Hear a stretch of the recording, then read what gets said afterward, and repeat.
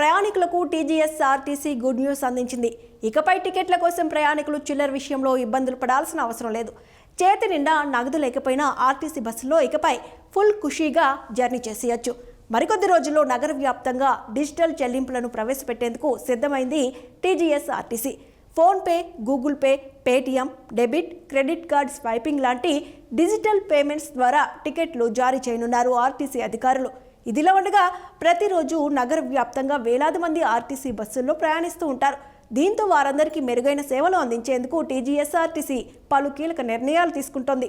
అటు రాష్ట్రంలో మహాలక్ష్మి పథకం అమల్లోకి వచ్చాక ఆర్టీసీ బస్సుల్లో రద్దీ విపరీతంగా పెరిగింది. దీంతో టికెట్ల జారీ విషయంలో అటు కండక్టర్లకు ఇటు ప్రయాణికులకు చిల్లర ఇబ్బందులు తప్పట్లేదు. అందుకే ఆన్లైన్ చెల్లింపులను ప్రోత్సహించి టికెట్లు జారీ చేయాలని ఆర్టీసీ అధికారులు చర్యలు తీసుకుంటున్నారు. ఇందులో భాగంగానే పైలట్ ప్రాజెక్టుగా బండ్లగూడ పరిధిలోని 70 బస్సుల్లో టికెట్ల జారీ యంత్రాలను కండక్టర్లకు అందించారు ఆర్టీసీ అధికారులు. గడిచిన 20 రోజులుగా ఈ ప్రాజెక్టు కొనసాగుతోంది. డిజిటల్ చెల్లింపుల ద్వారా ఈ టికెట్ల జారీ ప్రక్రియ విషయంలో సాధ్యాసాధ్యాలు, యంత్రాల పనితీరు, క్యూఆర్ కోడ్ స్కాన్ చేయడంలో లోపాలు వంటి సమస్యలపై ఆర్టీసీ స్టడీ చేసింది. ఎలాంటి ఇబ్బందులు తలెత్తకపోవడంతో తదుపరి ప్లాన్ సిద్ధం చేసి నగర వ్యాప్తంగా డిజిటల్ చెల్లింపుల ప్రక్రియను ప్రారంభించేందుకు రెడీ అయింది టీజీఎస్ఆర్టీసీ.